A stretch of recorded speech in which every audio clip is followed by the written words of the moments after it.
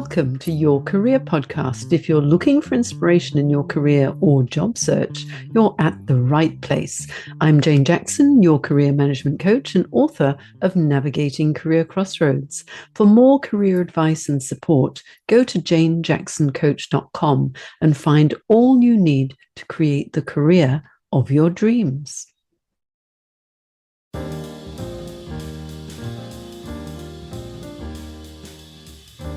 Welcome to episode 264 of Your Career Podcast.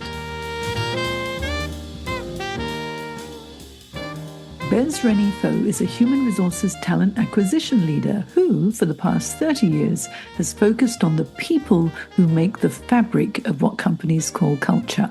One of his proudest career moments was when he was selected for the largest non-military staffing project, where he was part of the original team that staffed 429 airports within the US and US territories and hired over 45,000 people over a 7-month period for the TSA, which is now part of the Department of Homeland Security. Finding the right people at the right time and then making sure you have a healthy and inclusive culture is what Bez strives to establish for the benefit of employees and employers.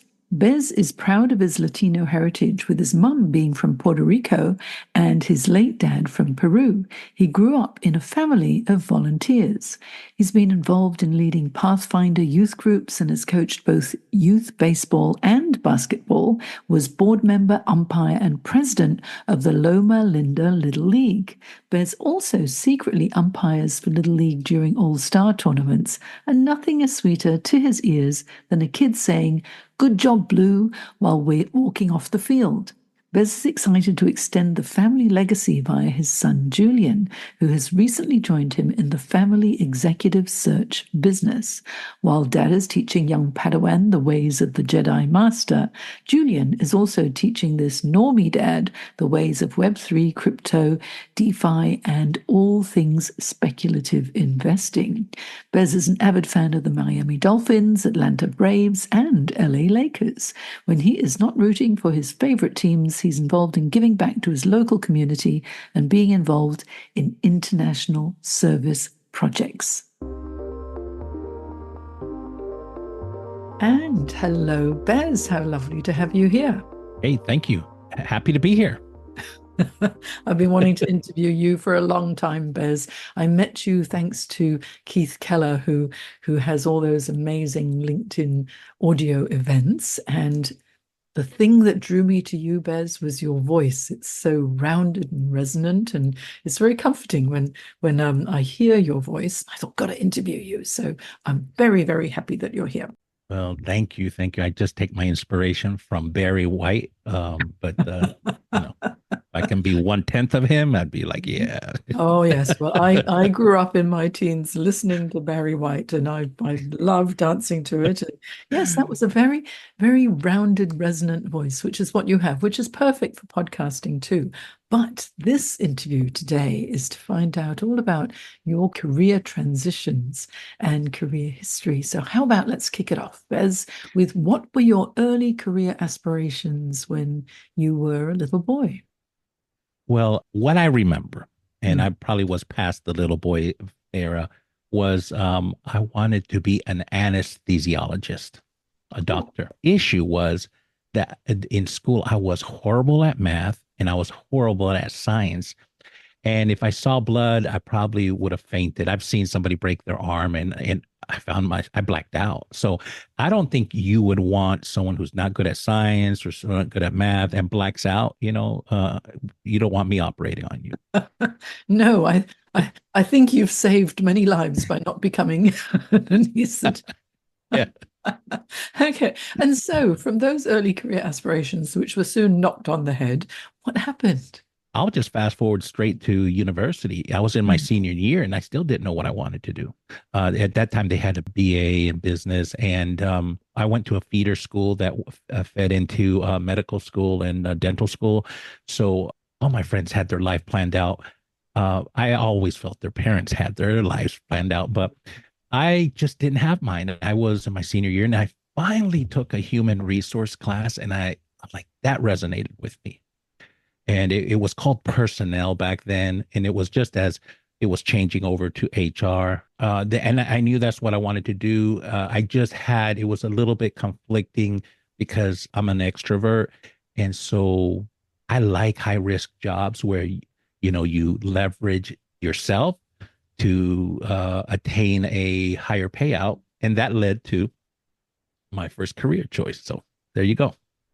So from human resources, fast forward many, many years, because you've got a wealth of experience behind you, into executive search. You run Mache International now, and you're helping people globally land their next roles. Majority of people who listen to this particular podcast, Bez, are in career transition and are looking for a job. And so as you've progressed in your career and you move from human resources into recruitment, how did you make that transition? Were you a HR generalist, or did you focus on a specific area?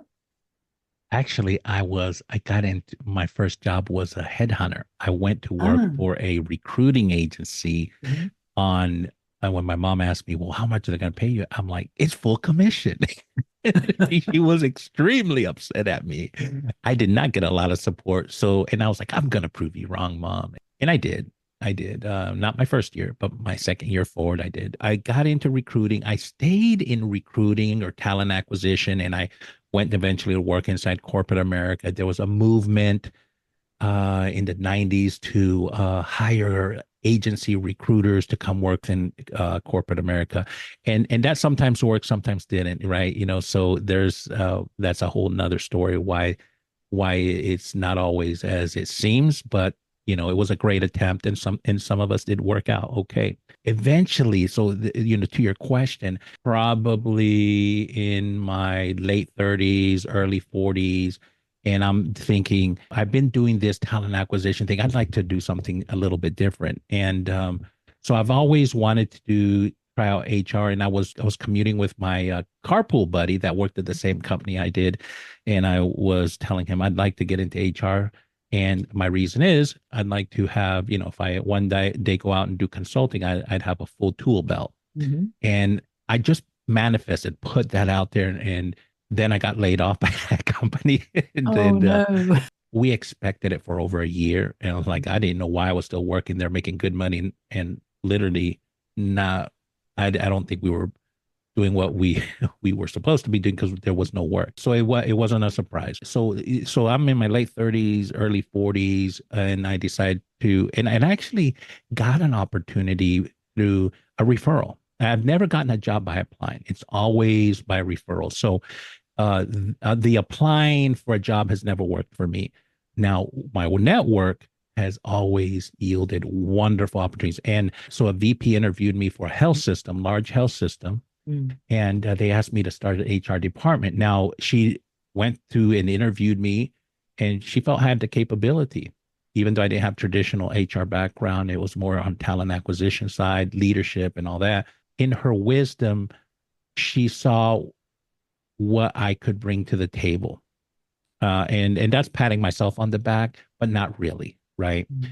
Because they were pulling HR out of HR, and that was a very painful thing to do within an enterprise. Mhm. But I was sort of an outsider, and Mm. I had that benefit. Now I had lived in the community, but I hadn't worked there, right? And so that is something that if you believe in yourself and you want to do something, put it out there, go after it, and someone might fulfill that dream. And here's the thing: there wasn't a job description written. And then what they made me do is write my job description. But they had the vision. Weird things happen. Sometimes it's not as you might think it will happen, but just receive it. Your career achievement was when you were selected for the largest non-military staffing project. Yes. Yeah, that was Yes. incredible, because you were part of the original team that staffed 429 airports across the US and US territories. That's huge, huge. And then within 7 months, you hired over 45,000 people. That that must have been such a major project. yeah, we did some great stuff. Mm. And we made an impact. And because of that, here in the United States, we fly differently and we do security different. Mm. So yeah, I'm pretty proud of that. Oh, I would be so proud of that because that's the department now that's called, it's part of the Department of Homeland Security, yes.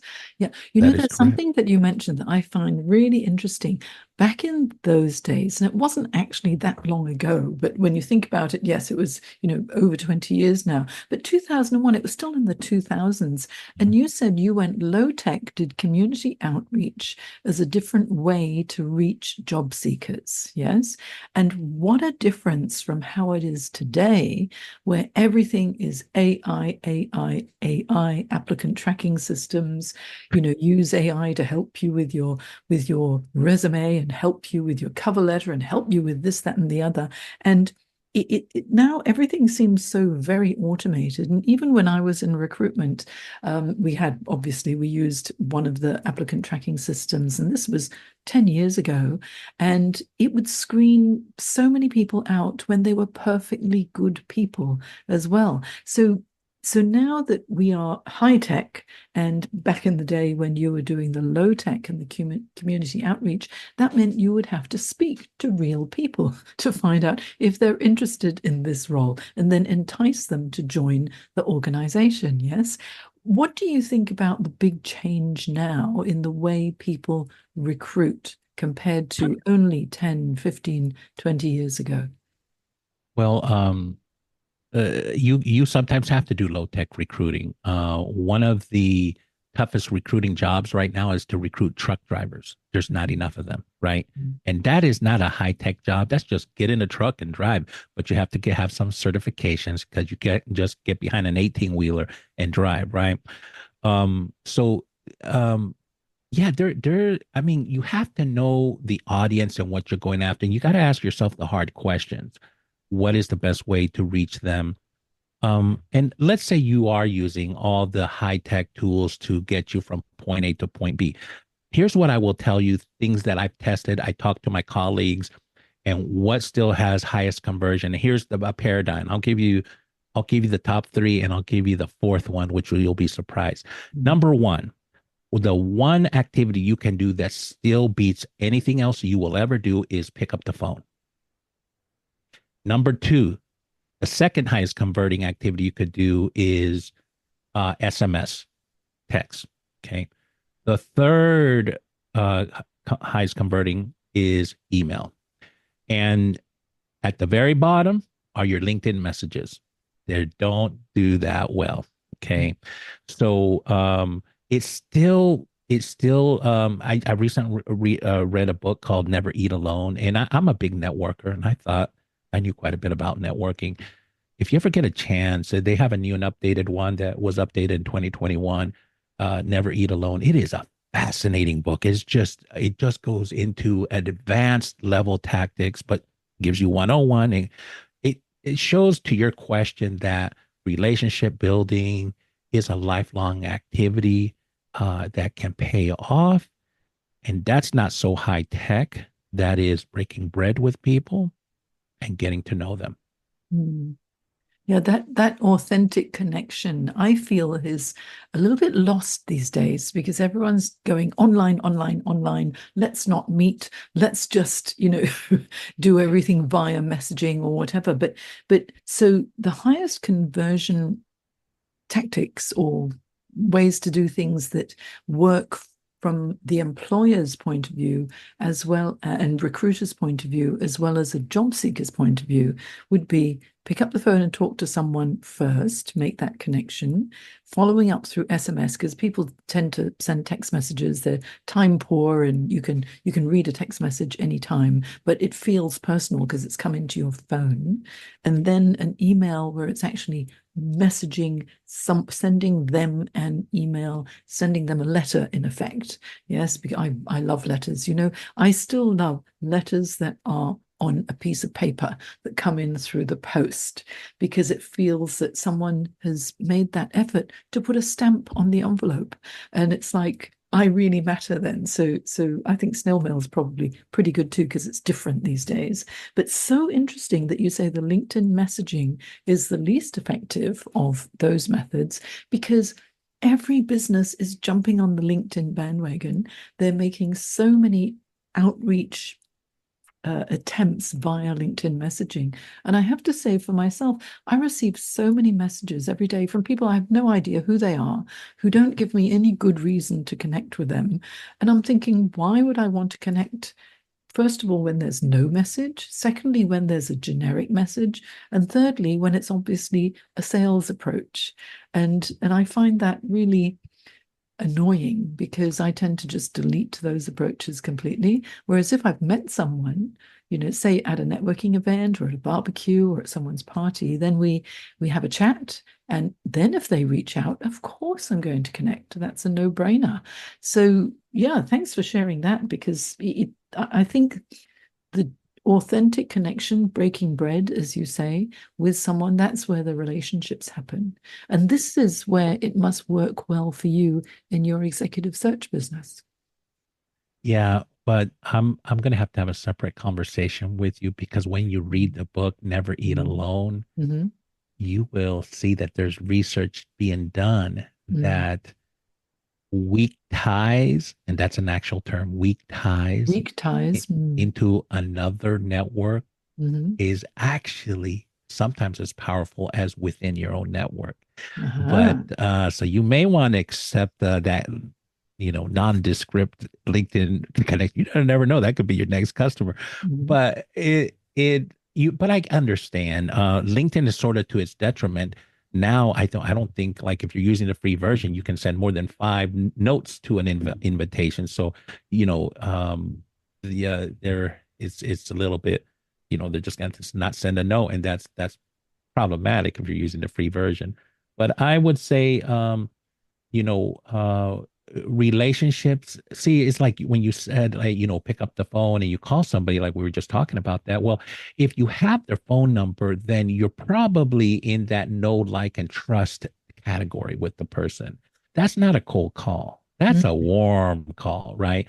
And if they're in your phone book, even if they're acquaintance, they're not, if they've given you their phone number, it's a lot of people don't realize how powerful what they have in their phone is, and that there's gold there. They're just trying to get too fancy, and they don't realize that there's relationships and people in here who know people who you should be talking to, but we sometimes skip this step. Mm.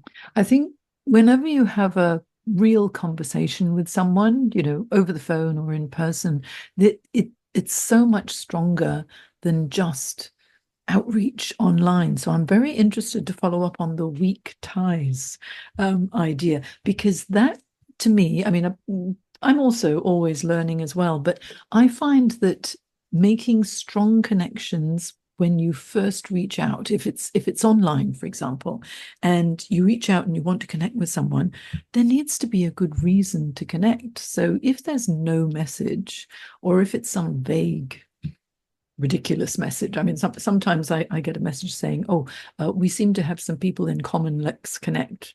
And I'm thinking that's not a message, and I that used has to not send those enticed too, and that has not enticed me to connect with you at all. Delete. And so that's what yeah. I do. But if you want to follow me, you can follow. So my profile's set on to follow. So people follow if they like my content. And my number of connections is very small compared to the number of followers, mainly because when I connect with someone, I want to make sure that if I was going to message them, they would message back. Because I'm sure many people find, and I don't know if you find this, Bez, but with a lot of connections, if you actually reach out to some, many don't respond because they don't really know you.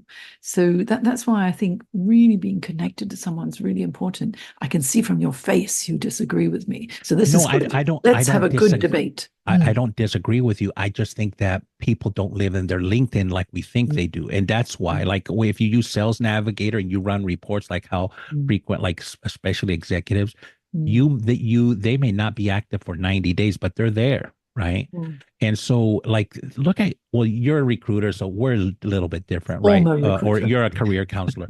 But a lot of people, like in 2016, I had 2,800 connections, and an event happened to me that changed my mind. That said, I need to focus. And I'm a recruiter Yeah. since 1992, and I was one of the early adopters, and I was a beta tester of LinkedIn Recruiter in the early days, Mm. and I had 2,800. So So I what and he, happened? What happened?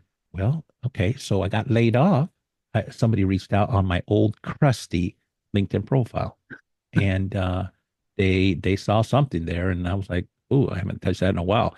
Hmm. They We ended up getting a conversation with CEO of a company, and we had a talk, and he said, like, I want you to help me do this. What's your rate? And I was like, well, when I was doing time and material consulting in 1999, I was charging 150 an hour. I don't know what the rates are, but I don't know what they are now. I haven't done that type of stuff in years. And he almost fell out of his chair.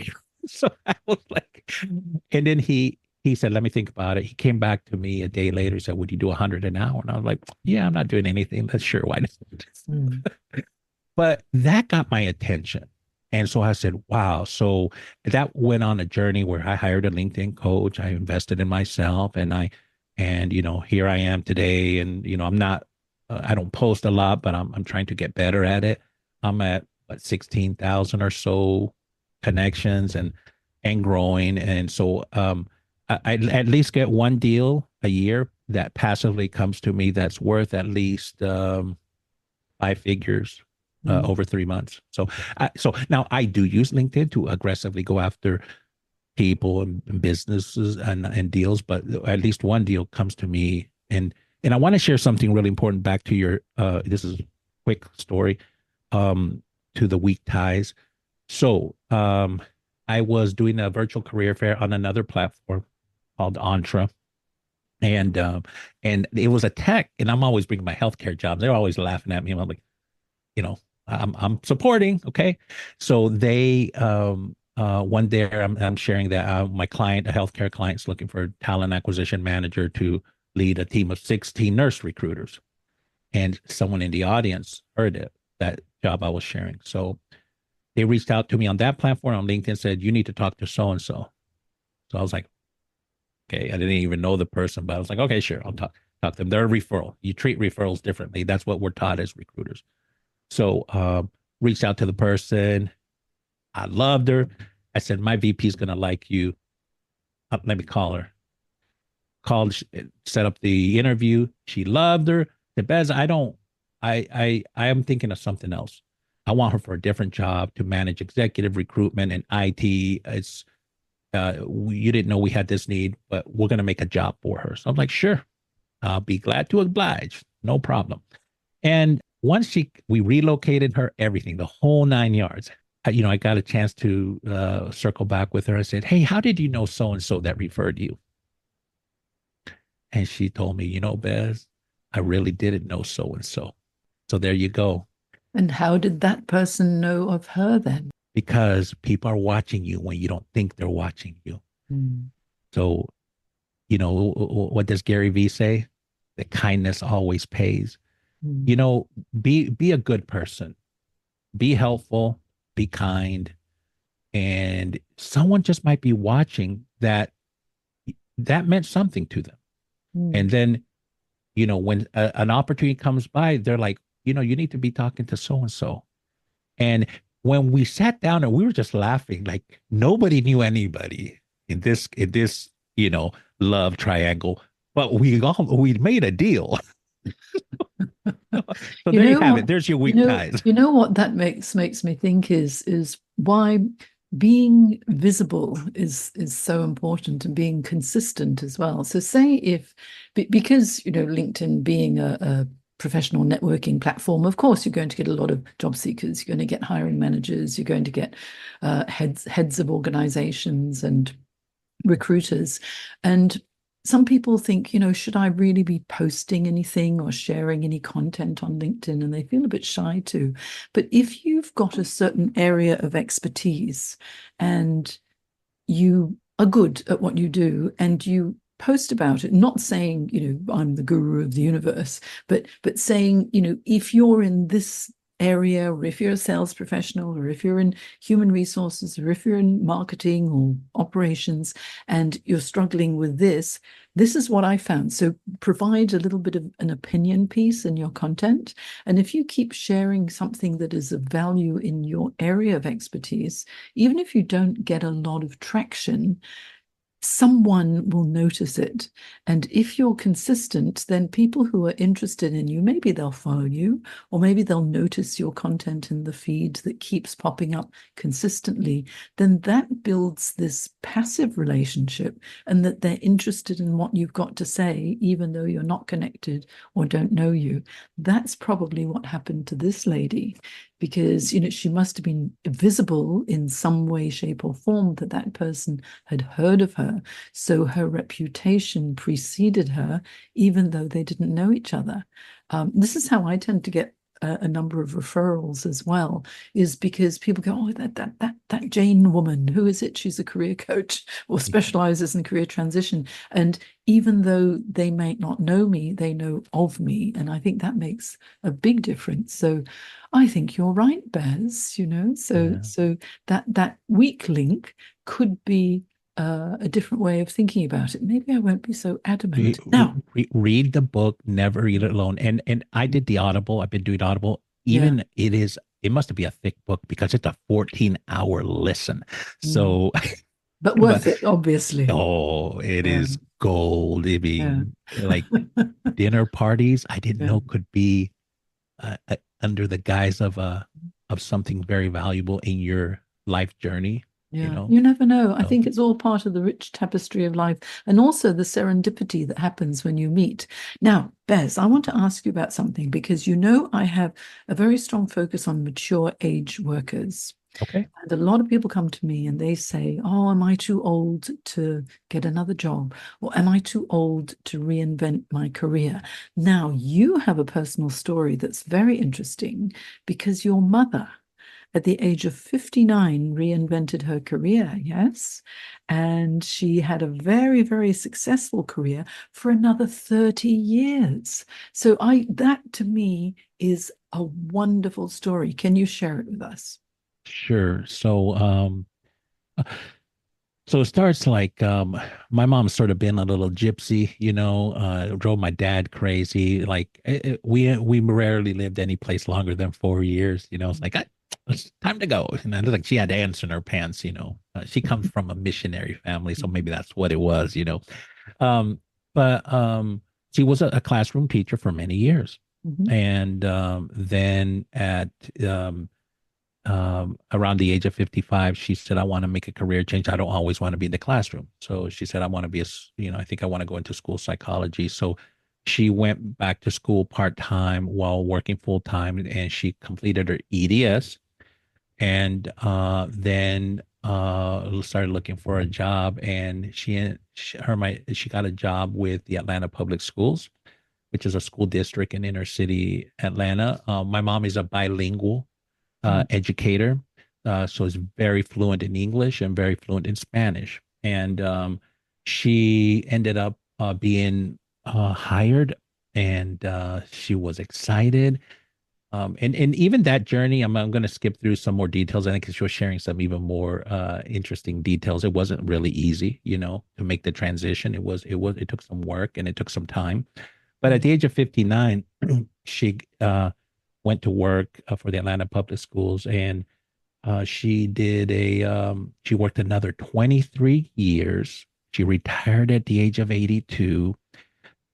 She has continued working through consulting companies or contracting companies part time for 2.5 days because she can't work anymore because she's retired, right? So the state of Georgia won't let her work more than that, and she consults for other school districts as a bilingual school psychologist. If you're saying that I hear the same thing. People in the 30s, unfortunately, I don't know if it's too late, and I'm like, let me tell you a little story, and I just say, look, it's, you know, life is long. Do whatever you want and write your own story. And my mom at 59 then works another 23 years when most people say, well, okay, you're almost reaching 65, you need to start winding it down. No, she found second gear. And that's one of the things that she found her passion in the area that she had developed a high level competency in. She just deviated to school psychology. Now she had to go back for special training for that, right? And Mm. school wasn't very hard, very easy in some areas. Like I remember taking some math tests multiple times and crying and getting a tutor and mom, it's not gonna be all right. She was like, I'm horrible at math. I'm also horrible at math. But she's a bulldog. She persevered and I wasn't even going to go to her retirement party, but I ended up going and I heard wonderful things. Like I'm going to tell everybody here listening to the podcast, if you ever get a chance to go to a loved one's retirement party, go because you know them as the personal side, but you don't know them the professional side. And when I listened at the accolades my mom was being, they were just throwing all these accolades to her. I'm like, wow, she's a master.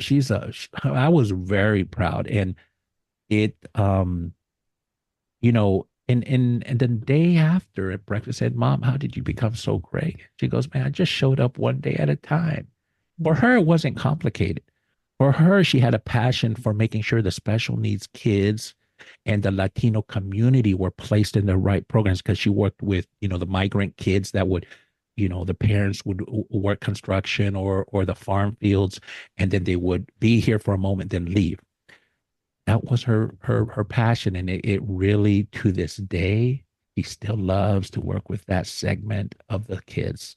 Mhm. Oh, what a beautiful woman. And that's true testimony to the fact that if you know who you are, what you can do, why you are on this earth, and the benefit that you can provide to so many people, and you enjoy what you do as well, it's not work. It's really it's your mission in life, isn't it? And why would you want to stop?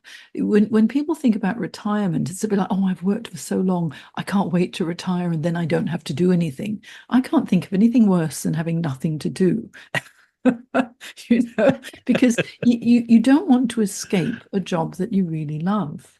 Like Right. now, I'm 65. I've been coaching for 24 years, and I've had numerous career transitions prior to that. But this fulfills my true career anchor. Why would I ever want to stop? So I anticipate I'm going to emulate your mum. I'll continue doing this for as long as I can talk and help people. Of course, I might pull back a few more days and look after grandchildren as I do now, 2 days a week. But coach, I do 5 days worth of work in 3 days, which I really love. But when you really love what you do, why would you want to stop?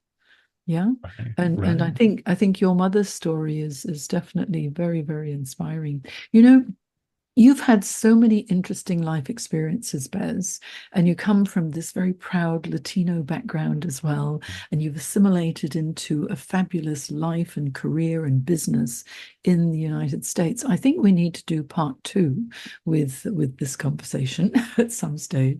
But Any day. yeah, but right now, because you're in executive search and you help, so many people land the next job, it's a really tough economy at the moment. So having someone who's a specialist in executive search and recruitment on your side is really good. So I recommend that people reach out to you, Bez Rengifo. Yes, have I pronounced that Well, the perfectly or G not? is silence or an H sound, so you can Okay, say all right. Yeah. Renhefo. So Rengifo, here we go. yeah, yeah. Bez Rengifo. And so you see, learning every day, Bez. And It's so you do reach out to Bez Rengifo on LinkedIn. I'll have the link to Bez's LinkedIn profile in my show notes.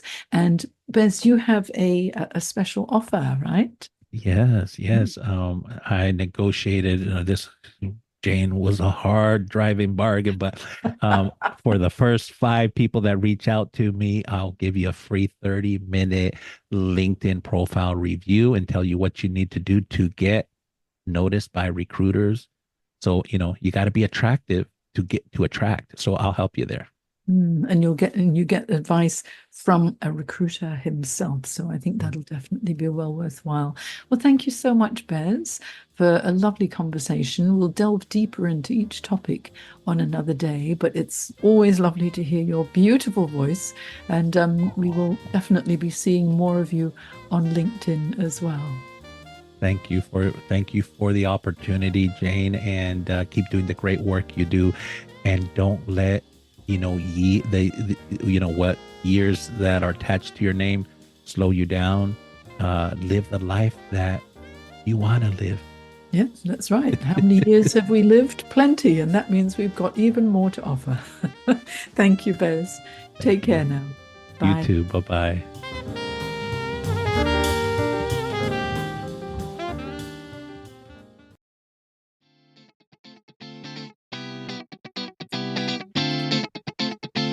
Thanks for joining me today. For affordable career help, please check out my Career Success Program. I provide a unique blend of online and live career coaching to help you take control of every aspect of your career or career change. If you aren't where you want to be in your career, let's talk. Check it out at thecareersacademy.online. The links are in my show notes.